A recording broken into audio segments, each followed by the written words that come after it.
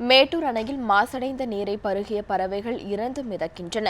சேலம் மாவட்டத்தில் உள்ள மேட்டூர் அணைக்கு சமீப காலமாக மாசடைந்த நீர் வந்து கொண்டிருக்கிறது. இதனால் அணையின் நீர்த்தேக்க பகுதியான மாசிலாபாளையம், கொளத்தூர்கோம்பு போன்ற இடங்களில் நீர் அதிகளவில் தேங்கியுள்ளது. மாசடைந்த இந்த நீரை பருகிய நீர்க்காகம், கொக்கு, மீன்கொத்தி உள்ளிட்ட பறவைகளும் மீன்களும் உயிரிழந்து கரையோரத்தில் அடித்து வரப்பட்டுள்ளன.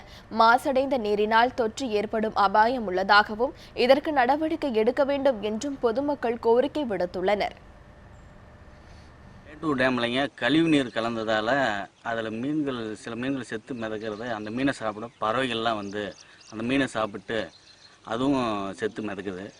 பாம்புகளும் மிதந்துட்டு இருக்குது. இந்த கழிவு நீரால் ஒரு துர்நாற்றமாக வீசுது. பக்கம் போக முடியல. இந்த நீரை தான் பொதுமக்களும் குடிச்சிட்ருக்குறாங்க. மேட்டூரில் சுத்தம் பண்ணி தான் இதுவும் விட்டுட்டுருக்குறாங்க. இருந்தாலுமே அது ஸ்மெல் அடிக்குது.